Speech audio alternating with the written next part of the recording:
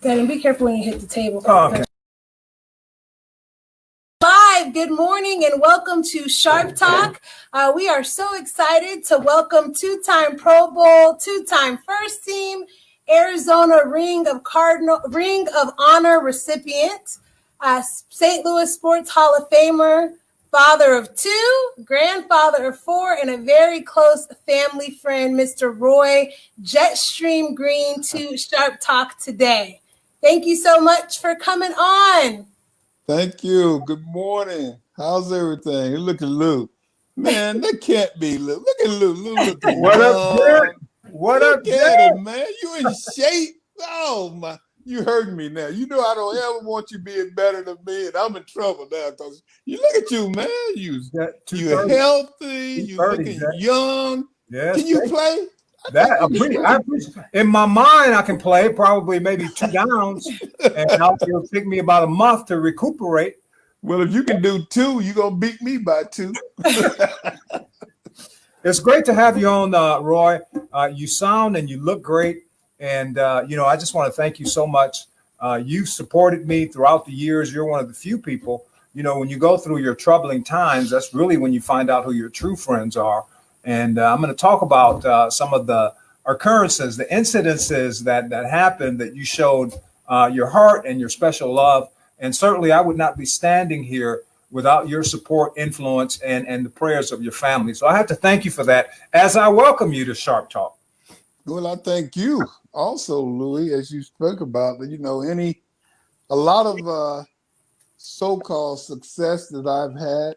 I understand that there's so many people that have helped and I appreciate so much because I could not have done any of that, or any of that would not have happened, any of those positive things. And you are one of the specific ones, Louis. I mean, you were one of my favorite teammates. You're just a great person. I was always amazed probably within the first time we actually spoke when you were drafted, coming from UCLA, the fact that you had to back as a youngster from Cuba, and you always spoke so wonderful. I know that's a insult to a lot of people now when you say, man, this guy speaks so wonderful. And everybody thinks everybody does that, but it's not, man. And you were just amazed me about when I first heard you. You knew so much about anything that was talked about. You could speak about it, So that was like you were very well rounded. I just loved it, man. And because of that, your demeanor around this, it seems so calm and easy, which is great. But when we got on that field, man, you were a dog, man. You were a dog, and your mentality. Oh man, you were a great teammate, man. A great teammate. Well, that means a lot, Jet. I really appreciate those very kind and gracious words, and you certainly. And I'm not ashamed to talk about some of my dark days, having gotten into substances and lost my freedom. Lost the respect of many of my peers in my community, but you were always there. I'll never forget you and Big Larry Lee. Came to my house in Ahwatukee and knocked me out, and you guys drove me to Betty Ford Clinic. Of course, I wasn't ready to receive the help that I needed. Okay, but you guys drove me out of your care and compassion and to Betty Ford Clinic. And throughout this journey, Roy, now that I've been delivered. And those same gifts that you talked about, being able to articulate and speak coherently, I use those in the community to share my experience, strength, and hope, and bring hope to others that are traveling the same road, that they too can change their lives and become productive and responsible members of society. And you've been a big part of that. So thank you, my brother. Oh, no. You know what? Thank you, first and foremost. I appreciate more than you have. During that time, first and foremost, I learned a lot about it, learned things I didn't know. But the one thing, my grandfather, my hero, of course, he's been past quite a time, but he's a guy who always talked about compassion and always realizing that you're going to know within a friend, a real friend, you're going to know who they are very soon that you meet. And I've always thought about that. So as I just told you, I was so amazed within moments of meeting you, and I knew that. And so I've always been trying to be compassionate, because I would want from me, or what I could receive anyone, to give it back. And so that moment, was very, I don't say it was difficult. Well, it was a difficult time, because I really didn't know enough, but I just knew that I loved you and I wanted to help if I could. But I think people need to realize that yours was just public, because we all had some issues, And ours was one that, and we still have them. Who doesn't have issues or problems? As you just said, though, you've been released, and a lot of us hasn't.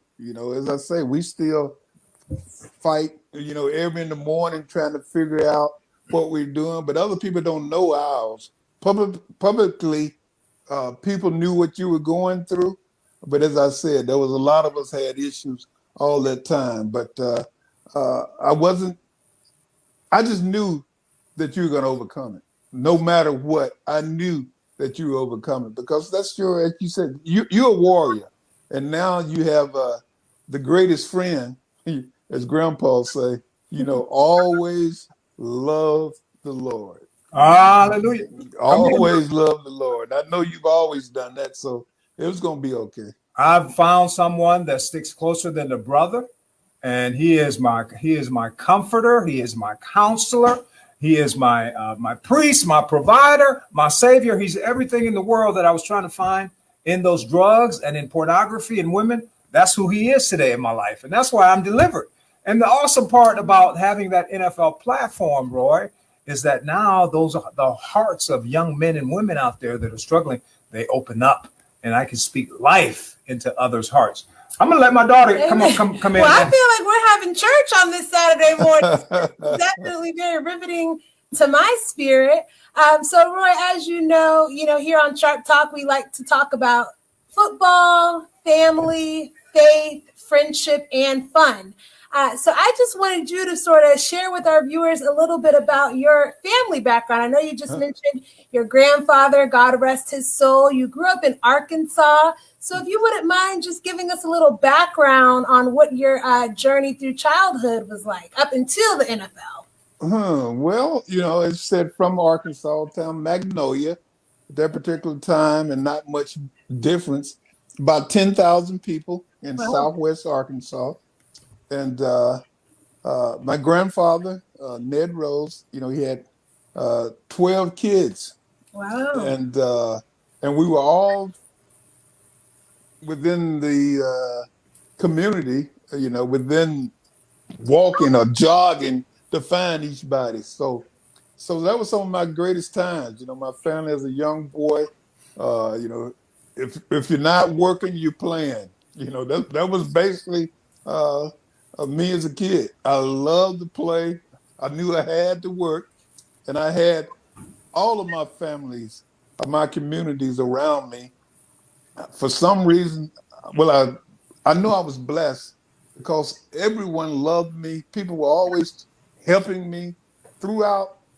And I think about it sometimes, because as I got older and I played football, had some issues very early, but went on over that, finally played football when I was in 11th grade. That's when I finally started to play. Wow. Okay. And left there and just wondered, got drafted, played in Henderson State University. You need to stand up when you hear that. Henderson State University, and some of my greatest times, some of my greatest friends was there. Got drafted, believe it or not, into the Cardinals.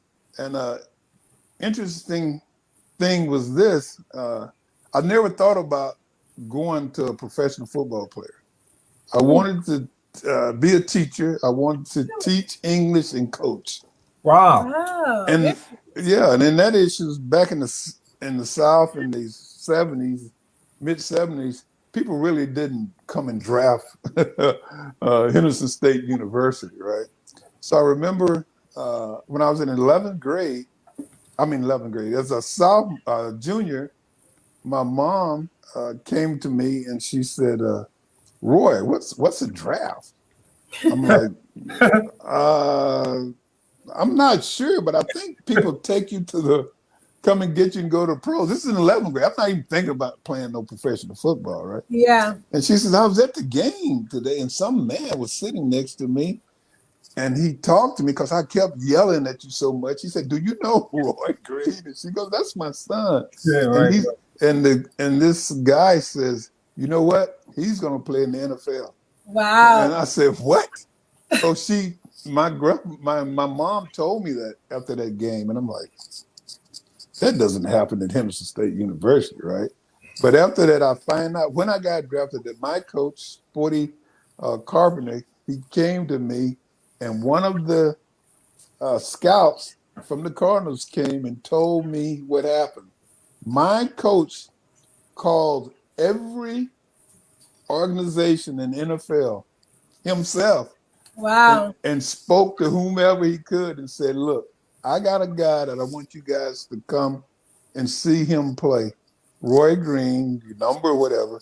He said, if he can't play, you never have to come back to Henderson State and to look at us at any player. Wow. And that was the biggest, I swear, and first of all, how much my coach loved for me and committed and thought about me, felt that I was that good enough, made me pretty confident that, you know what, I think maybe he's right.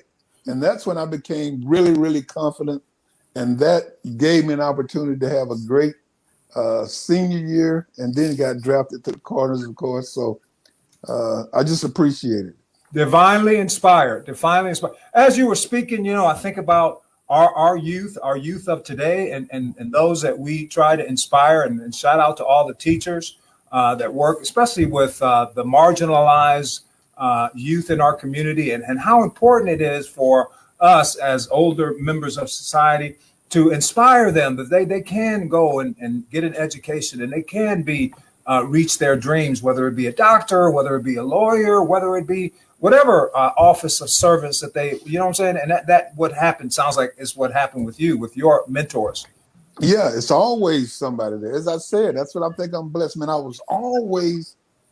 There was someone, different people, man. I can't believe to have so many people that assisted into what it's become in my life, That's beautiful. Even a teacher didn't teach me in high school, but he was at our high school, right? After in school in that particular day or during the summer in the school, this particular coach, and now he's a minister in my small town. I just spoke with him not long ago. Mm-hmm. He used to come around the park, on the sand lots or whatever, and he would just talk to kids, and this is when I'm 15, 16 years old, and this just doesn't happen. He used to say things about play. There's a bigger place than Magnolia, Arkansas. I know you don't, and you guys have opportunities that you have no idea. Basically, he was telling us, because at that time, everybody, as I said, I told you, man, if I could be a teacher, and a coach, how wonderful that would be. Right. And that is a great thing, because I said he was a teacher and I believed in it. But he gave us inspiration, all of us. Every day he just talked positive things to us, told us to think beyond of where we were, having a positive. He just, man, and first of all, let me say this in case he listens. He couldn't play a lick of the basketball, but he was always around there. Right. His whole purpose was to make kids better. That's what he did. He was committed to make kids better, whether you were in his classes or not. But if you were a a young woman or man in Magnolia, Arkansas, and he knew who you or your family was, at some point in time, he was going to give you this positive talk. And he did that for many, many years. And so many still thank him for the inspiration that he gave. And a lot of us went on and did some, as we think, pretty good things. I love that. I love that. I think it really does speak to the fact that it takes a village, right? Oh, yeah, definitely. Yeah, definitely. We all have something that we can offer to, those that are coming behind us. So it definitely encourages me to continue to be an inspiration and a beacon of light and love for others. But I know my dad and I talked about this just recently. You all's coach, Jim Hannafin, passed away. Oh, yes. God rest his soul. And so as you're talking about these coaches and these mentors that were, such critical people in your life and in your journey, want you to talk about his impact, Coach Hannafin's impact in your life, and just how impactful he was to your pro career. Well, you know what? I love Coach Hannafin. He was a guy, I'm trying to think, how do you explain Coach Hannafin? I don't think you can, Roy. That's it. But you know what? For him, it was about football. This guy was a football coach. This is what he thought about mostly. It was either whatever he was doing before that was not a lot of things that he did, but the next thing was football. His family, going out and having a good time with whomever around, conversations with whomever he met. It ended up to about football. And he was like that. As I said, I got drafted, and he was my second head coach in the NFL.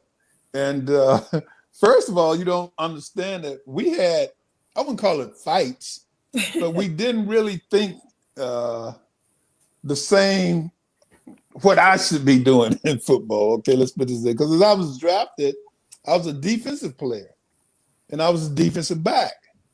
And in college, I was a cornerback, a cover guy, right? In my senior year, but I was a free safety. Okay, both. I was pretty good. Love both are good. But for some reason, Mr. Hannafin, Coach Hannafin, think I should be a strong safety. Now, for those that don't know, strong safety is the guy that has to go down, take on linemen, take tackles, hit some guys. That wasn't my deal, right? Because my very first game, it was a preseason, and it was against, at that time, it was the Houston Oilers, and there's a guy, Campbell. Earl Campbell? Yeah. My very first or second play. Oh, no. I'm at the safety position. Oh, strong no. Safety. Oh. And he comes out on my side. Uh-oh. Yeah, with this blocker, the fullback. And I try to take on the fullback. Of course, I'm coming down. Already, I'm coming down. And Campbell, so I decided, I'm going to throw in whatever I have right now, the rest, and knock him off. So I kind of stuck my head and shoulder in Campbell, and probably about a minute and a half after that, like my helmet had been turned to the side, my shoulder, skin is turned off my shoulder. Wow. My shoulder pads, because I guess from the power he came through. And I'm like, this is the beginning of the pros? A strong safety is not what I need to be. Wow. So from that, I used to talk to Coach Hannafin, like, Coach, man, I'm a corner. I'm a safety. And he like, look, man, how Hannafin talk. He said, the only chance you're going to be a starter is playing a strong safety. So that's what you are. And so for about a year or so, it was painful for me. It was very painful. So that's interesting. Thank you, Roy. I never knew that. Thank you for sharing that story with us, that Earl Campbell story. Tell us a little bit about your transition. What made it possible, Hannafin? When and why did he decide to switch you to wide receiver? And why is it that you, in my mind, Roy, and I tell people this all the time, you were one of the greatest, and that includes the Michael Irvins, that includes the Jerry Rices. You were one of the greatest of our era at the wide receiver position. Thank you. I appreciate it. Tell us what inspired the move from safety to wide receiver. Okay, you know what? A lot of that too. You know, I told you I'm thankful for Coach Hannafin getting the nerves to change positions because a lot of people didn't do that. But UCLA is a backfield for that, Louis, and that is Theodis Brown. Theo, yeah. Theodis Brown, who was drafted the same year I was, and he was a running back, and he's the second round for UCLA, the Bruins. And so, as I said, Coach Hannafin, would always talk to all of his players. And so when he talked to, very first he came to Coach Theodis, and said, you know what? He said, Ed Green, he said, if I can get him to get tougher and really, really committed to being that strong safety, he could be really, really good, right? And Theodis, as Theodis leaves no words. Theodis said, Coach, Roy is the best athlete you got. He can play anywhere. If you really wanted to think about it, he could play anywhere at safety or the cornerback, or he could play offense. Wow. And when he said that, Coach Hannafin started thinking about it because after practice, Theodis, OJ, myself, for our conditioning, we go out there and play basketball. I mean, not basketball. We play receivers, defensive back, running the wishbone or whatever. We were running and doing something. And so Coach Hannafin used to look and he said, you know what? I think this guy could be a receiver. And so that's how he started. He came to me maybe 2 days ago, Mr. Thomas, Emmett Thomas, who was he was the receiver coach, but we were defense at the time. He came to me. Worship. Question. Rock lock. So he told him, hey, man, we're going to start getting you ready to play receiver next week. I said, next week? I said, wait a minute, this is Friday. He goes, oh, yeah, you're going to get one play or two Sunday against Cowboys. But next week, we moving you. I'm saying, I ain't got no plays for this week. He goes, no, I'm going to send you to go. If you get a chance in the game, we're going to send you to go. Fortunately, the very first play I got that Sunday, they send me in. And, of course, I ain't got to do but one thing, run. And let it go. And, I caught my first pass about 65 yards against the Cowboys. And for that, Coach Hannafin said, hey, next week, you're going to start this whole week practice, and you're going to start next week for receivers. And that's where it started. What a story. Yeah. One of the things, Roy, I have to say this, you were a warrior in the huddle. I remember you used to tell us all the time, the offensive lineman, just hold your block. One more second. I guarantee you, I'm going to put you. The passion and the fervor there. You know what I'm saying? And I mean, just that excitement and that confidence, it reverberated throughout the huddle. And that's why I say that you are one of the greatest of all times, definitely of our era, is because, your influence on our teammates, on others around you because of your passion. Now, I remember we beat the 49ers, Sun Devil Stadium. I believe it was our first year. We were down, 26-0 at the half. They were, I think, eventual Super Bowl champions that year. You caught, I think it was a post, I think South End Zone, Sun Devil Stadium from Lomax, and we finished them off and beat them. Do you remember that game? And also, what was your greatest Cardinal moment? Was that it, or was there some other moment? Man, that's a tough one. But, yeah, I definitely remember. Of course I remember that. And, by the way, almost every time that I had a big touchdown, a big one, You know, the first guy was to me was you, Lou. Aw. It was you. Wow. You slammed me down about 3 times. I don't know for why, but you put me down behind everybody. Is what you do. But man, you were so excited, and I was full excited for you. But I just have to say, I always remember that. Whenever it was against the Giants, I remember against these 49ers, you say, you gave me the slam down, bam, and started to celebration. Yeah. But yeah, I don't think that particular game was, as you said, we were down 20, Yeah, 21, 22, whatever. Whatever, and The the fans, fans? most of the fans left. Yeah, they did. And I scored a touchdown, and then we had about 2 minutes or so, a little after, all the way back from our own about 17, 18 yard. And it was looking kind of thin, but you guys fought. The lineman gave us time, and Lomax and Jones. And of course, JT is going to always make some plays to get us moving. I called a couple one, but it's going to be interesting with about, I guess it's about 12 seconds or something like that to go. And we were going to go out, and I remember this vivid. We were about to go, and we called the play. And as we were going, I knew that they were about to blitz us, but they had 12 guys on the field. They called a timeout. So we came over to the sideline. I ran over to Coach Stallings at the time, and him and Lomax, and they're just talking. They're going back and forth, and I'm just listening. And then he called some play, and I'm like, I don't think we need to run that. I said, they're coming. They were blitzing, which means that they were bringing everybody. Right. And I said, I just saw that Lott was scheduled, and I could see where he was tipping that he was going to blitz. No question, he was coming. So I told him, they're coming. Look, all we need is JT or ourselves, both one-on-one. JT runs a slant. I'll run a fade from the inside.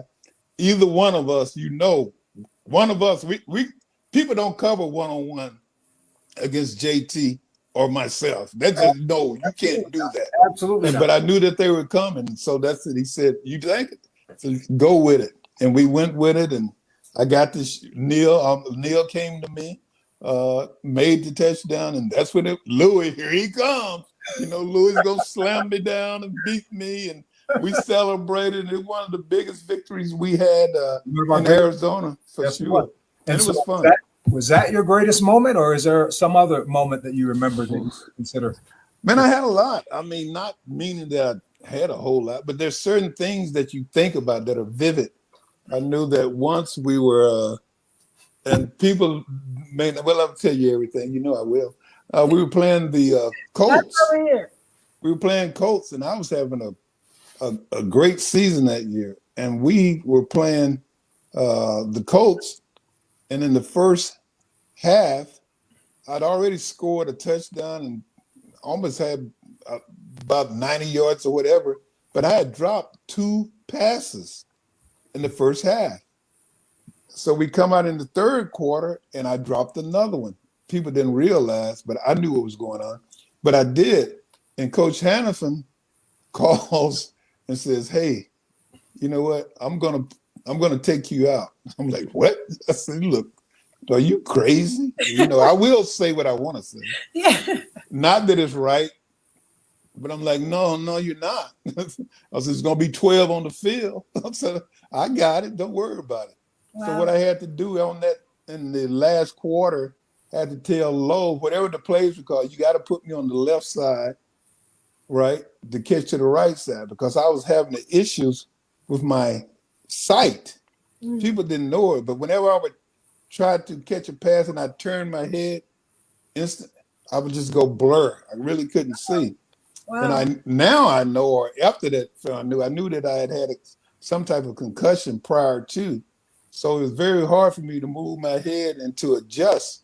And I came back to the doctor after that game, because we went back and we won the game. Remember, we did go back and beat them late in the game. And that was one of the biggest times, because I went through what I had to do, and all the players, Neil, the rest of Lou, guys always told me, don't worry, we're gonna get it, because even Hannafin, we were down about 13 points. He said we're gonna get it, and all of us fought. We went back, and O'Donoghue kicked a field goal to win that game.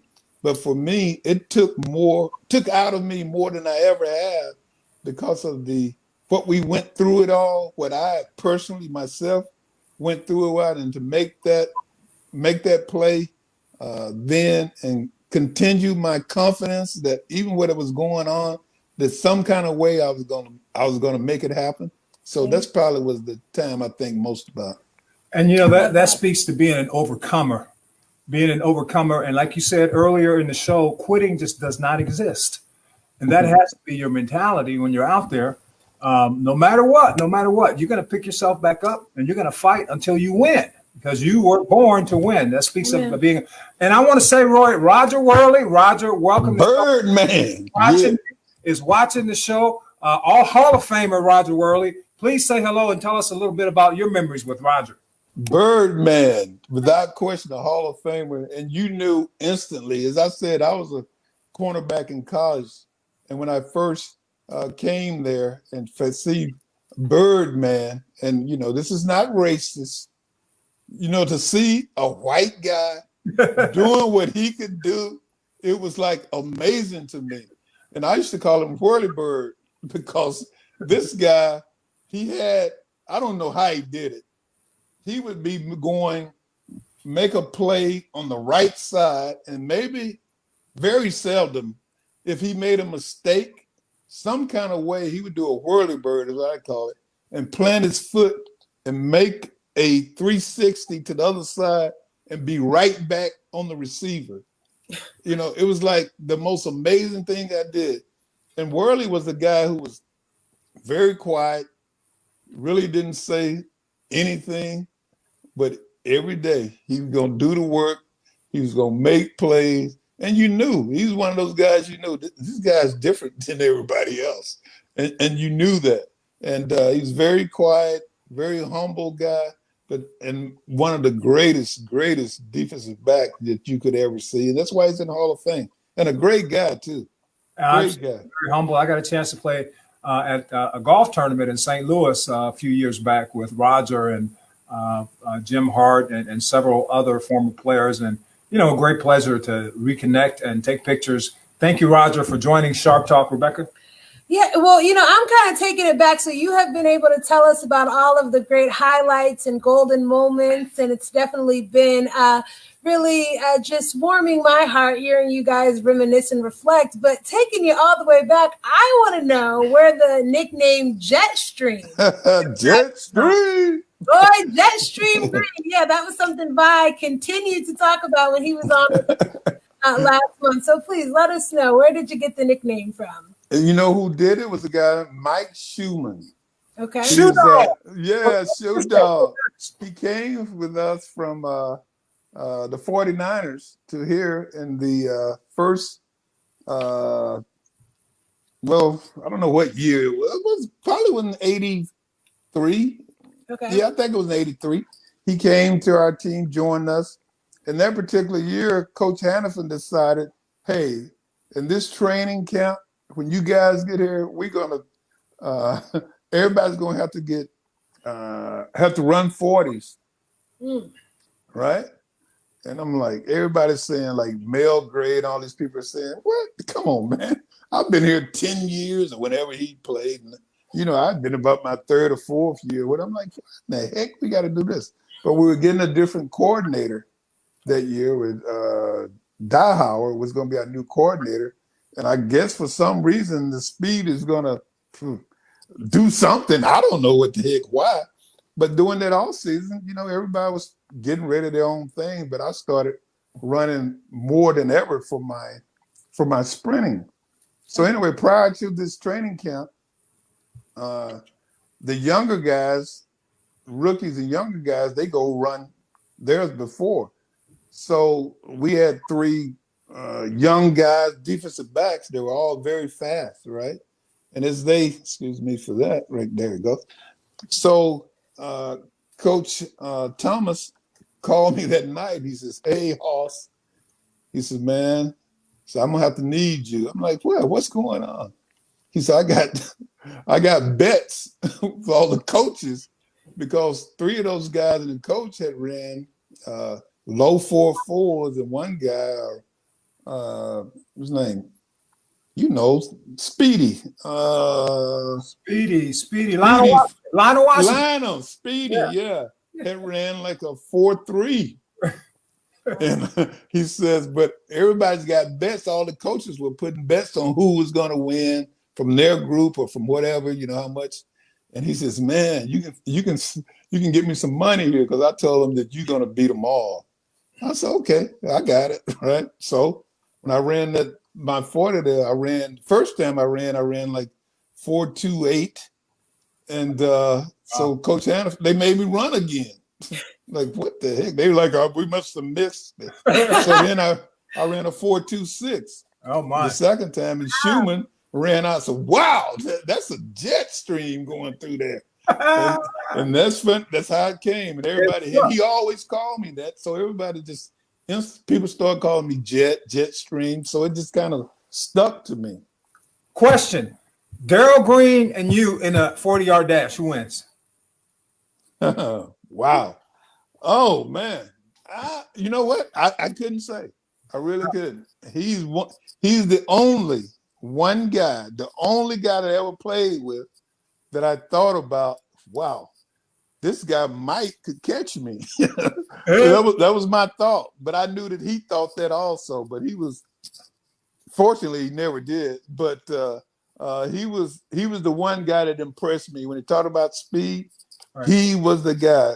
Him and Lionel were only 2 guys that maybe Eric Dickerson, that always made me think, wow. When you see them run, you just kind of go, wow. You can see speed when you see it. Yeah. So but Darrell, my cousins I call, you know, he has some as you call some notches on his gun, you know, from Eric Dickerson and who's that? He runs by on the Monday night was from the running back, the running back from the Cowboys, Tony D. Yeah. Yeah. So he runs about it, and nobody runs by Tony D or Eric, but Darrell did that. So you know he's really, really fast. He got some jets. Yeah, thank you for that. I'm glad to now know the context and the history behind this legendary name, Jetstream Green. So you've been talking throughout the interview about inspiration that you gleaned even from your hometown in Arkansas and while you were at Henderson State University. You talked about resilience and being an overcomer, which was really neat, especially as you just mentioned how that happened throughout your plays with the Cardinals. But I also want to know in the warrior mentality, Dad, that you mentioned, that you always mention that Roy has, I want to know more about how faith has played a role in your journey. You talked about your grandfather. We talked about Special Lady Sharon, who is a prayer warrior. So just share with us a little bit more about how your faith has been something that you have relied on and leaned on throughout your life's journey. As I said before, everything for me, I think for my grandfather and my mom, they were one of a same. And as a young, my grandfather always told me, you know, as I said, he had 13 guys, and things that he always told me, he would always say, when he would say, boy, I want you to listen, and I want you to listen good. Whenever he said that, you know, I better grab this one right here. And, you know, and the one at first was always love the Lord. That was it. Always love the Lord. Amen. That was the beginning. And secondly was, he told me the story, which is meaning that I think is this warrior and believe in everything.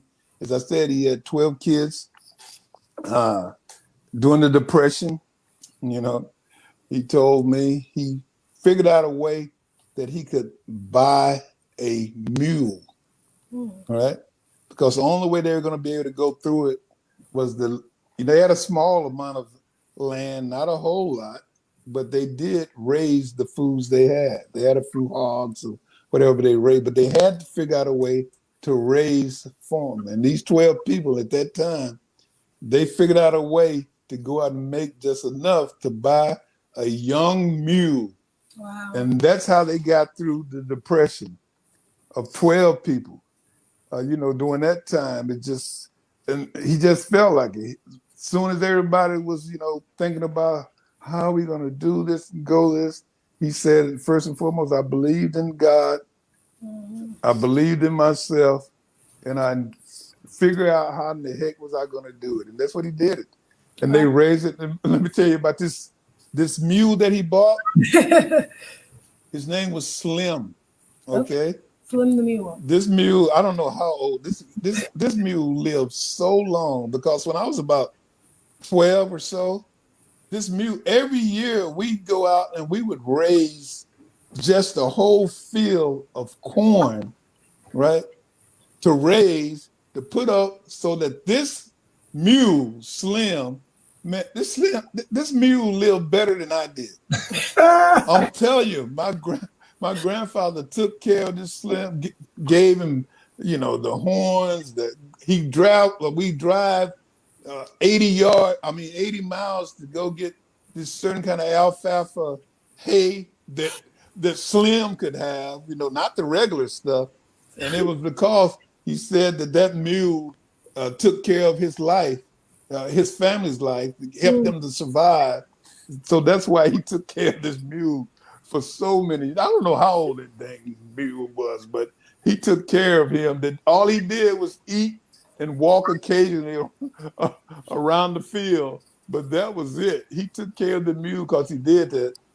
But those kind of stories made me, from my grandfather only did a few things, but when he talked about, as I said, always love the Lord, he talked about family, how important family was, and each one of us, you better take care of yourselves, take care of each other. So it was very simple for me from him, but I knew that if he said it, he meant it, and it's always worked for him.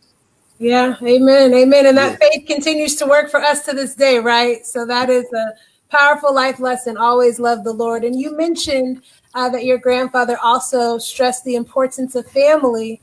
And I've been blessed to interact with your daughter, Candace, and I thank her for helping us pull the show together today. But I want to know, for you, the importance of family, raising your children and your grandchildren, and what you desire your legacy to be. A legacy, if there's one, be very simple. But first, as you talk about, my kids, the family, first of all, I must say that it was about sharing. She, and Louis understands, he knows, and Kathy gets a lot of credit for it, that, when you're in football, man, it takes so much from you. Takes your time, takes you spiritually, mentally. You're always hurting. It's a very, very difficult time that it shouldn't be, because of how much important that it is. But for some reason, when you're that young and you're going through that, it was, I'm going to speak for everybody, but for me, it was too easy for me to say, man, I got to do this and I got to do that, and I got to go to the gym, and I got to go back, and I got to make a speaking, and I got to make the money for our family. I got to do, but at the same time, Sharon was all doing what she was supposed to do. She was always, but I never, ever had a chance to worry about, no matter where I was, that they were going to be taken care of at home, that they were going to be doing what they're supposed to do, that they're trying to make them better citizens, that they were going to be loving and teaching them. They were going to get on their butt when they had to. So she gets the credit for, if there's any, for our family, for our children. If any of that goes out, it's for her. Wow. But secondly, I hope that for them now, all I tell them is simple to Grandpa. I tell my kids, hey, look, love the Lord forever. For all you got, you do that. And you better love each other, and you better take care of each other, and you better be a great citizen. Simple. I concur. Thank God for not only our wives when we were playing and the demands that were placed on us as football players, but also for our families. And I can name my mother and my sister. They also interceded at a time when I was out and living life irresponsibly. So I concur with that and loving the Lord. And, the lesson in your grandfather with the mule, and, he recognized that was a gift from God. When you recognize that God is behind all the good and things that he provides, he's the only one that provides. You take care of those things because they are divinely provided. Amen. So, Roy, I wanted to switch gears a little bit and talk about your thoughts on DeAndre Hopkins coming to the Cardinals, Kyler Murray, and what are the prospects of the Cardinals making the playoffs this year? Oh, man. They still have an opportunity. So anytime you have a chance, you have a chance. Right. But the Cardinals, man, they started off, man, so exciting, for what they've done, through acquisitions with Hopkins, who I think is he's very good. I think that he's one of the probably the top 5 or 6 players in the league. He's been consistent. Exactly what he's going to do. He has great hands, and his quickness. He's more quick than he is fast. So in this, I guess, the way people playing football now, it's all about moving the ball, moving the chain. So it's not a lot of big plays. So it's perfect for a situation like Hopkins that he's done. So the Cardinals start off great, but these last 4 weeks have not been very good for us. For some reason, haven't clicked. I don't know what it is, and you know how that is, Lou, when you're doing everything you're supposed to do, and your plan is great, and man, when you look at things, it's like, oh man, this was so close to be perfect. You got 8, 10 guys, doing something. Then this one guy, oh, look at what is that? So I think that's the situation as generally it is for everybody. For the Cardinals right now, is that they're playing hard without question. They're getting after things, but the entire team is not making that play at the same time, at the right time. Because still, football has been over 100 years, and it's always back to the same. Generally, in most games, there are always between 4 or 5 plays that's going to determine who wins the ball game. You just don't know when it is, and I think that's what's happening with the Cardinals right now. It takes a cohesive effort, and all 11 players have to do their responsibility in order for team success to happen. I was reminded, Roy, I think it was 1984. We were atop of the NFC East, and we went into Washington. The Redskins missed a field goal, a makeable field goal. And if we had won that game, I remember a very controversial roughing the passer call against E.J. Jr. Yes. A first down, and we missed that field goal. We could have been NFC champions, and I believe we could have went deep into the playoffs with the kind of talent that we had. We were winning it. We were winning it. There's no question in my life. There's no question we were going to win that Super Bowl. Wow. We had a couple adversity that we had prior.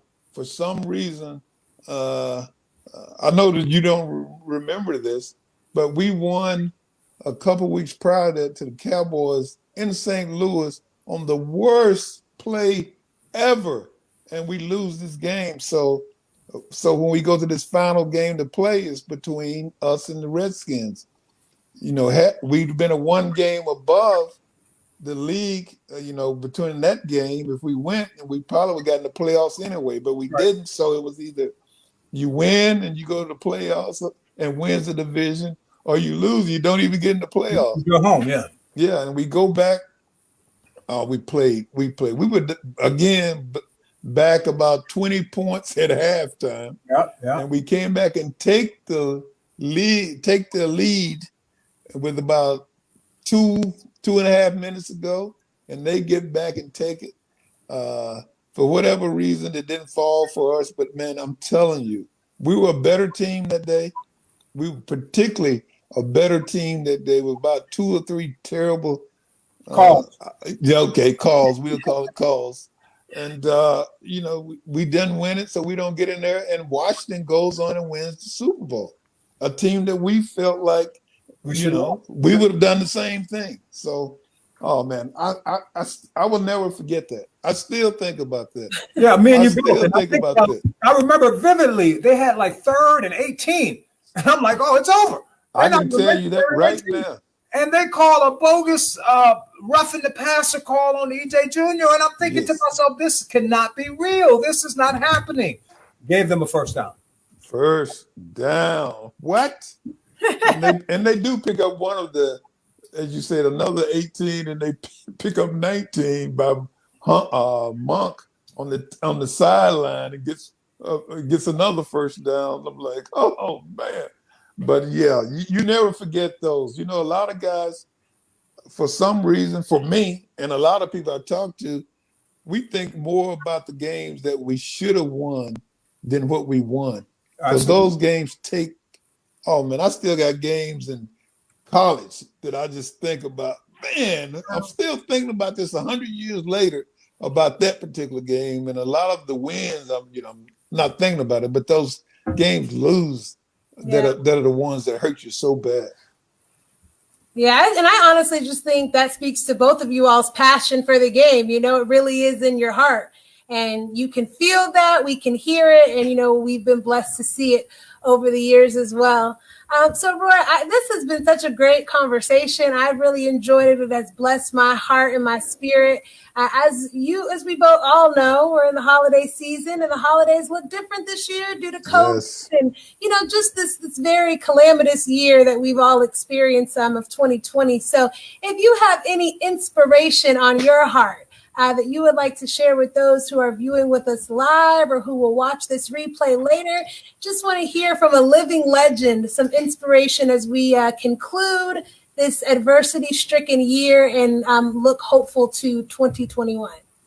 Oh, I don't know if I can inspire anyone, but yes, absolutely. I just say that I just hope everyone is love each other enough. Mm-hmm. Just love each other enough.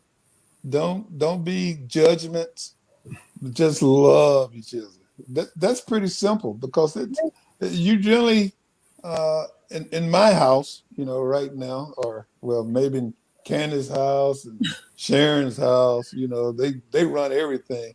But for some reason, in this last 8-9 months, it's been so different than how things have been. It's been terrible. There's been some things that you never thought that our lives would become this way. Yeah. But for me and what I've always been through, as I said, I've had some health issues over the last 4 or 5 years. And this going now, this is what's happening, that I cannot believe how I'm smiling now because how blessed that I am. Amen. And this time now, every day, I'm with the grandkids, I'm with Sharon, I'm with Candace. This is where all of our time has been. Things that we didn't take this kind of time. I didn't, because me, I'm always running, playing golf and going wherever all over the country and doing this and that, and didn't take the time with this particular time with the family. And secondly, guys that you never used to call, pick up a call that you used to didn't, that now you've done. I'm calling guys that I've came back, hadn't seen or talked to in years. And now we've gotten back together and, always cared about each other, always loved, but just didn't take the time. So now I think that everybody should start taking the time for what's the most important for us. Amen. And just love people, man. Don't worry about all this negative, whatever the heck you got. Just love each other, man. That's very well spoken, and thank you for that reminder. And the one that we celebrate this time of year says, love one another as I have loved you. And he said, by this men will know that you are my disciples. And that's something that you've always shown me, as I articulated earlier in the program, Roy, when you and Larry Lee threw me in the back of a Suburban, drove me to the Betty Ford Center in hopes. You're gonna get me. locked in, man. You know that's illegal. You're gonna get me locked in, Louis. You're gonna get me locked up, man. That's No, illegal. I went willingly, but you guys made it happen with my wife Kathy, because out of love. And the times that I've come to Arizona and you've gotten me and my kids football tickets so that we can attend the Cardinal games, you have demonstrated exactly what it is that you're speaking about, the importance of loving people sacrificially. Well, as I said, it's easy, Louis. It's very easy. I told you before, and I still believe you're very. It doesn't take very long to know who's a friend. Amen. Right? Because there's lots of people that I could have done some things, probably should have, but for whatever reason, wasn't really on my heart to do. And I think a lot of it is, is because what you felt from somebody else. So this wasn't, for me, it wasn't about from you. It was from me, because I know, man, this guy cares for me, and he's at a situation that he needs, in my opinion, needs to get some help. So why would I? And I knew that as things were reversed, I knew that it would be exactly the same thing from you. I know that. It's no question. So it was very, very easy for me to go and see you and to be there. But as I said, you taught me so much, because I have my brother next to me has some fighting things, and he's done very well here over the last 7 years, and he's a minister now. Praise God. Yeah, that's beautiful. But until you told me, well, I didn't know what the heck was going on and what it was really about.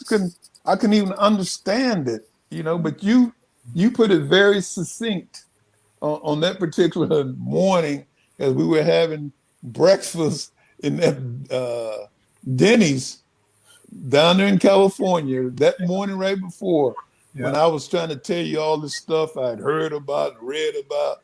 And I remember you were hitting it, you just kind of looked at me and said, Jet, you don't even know what you talk about, man.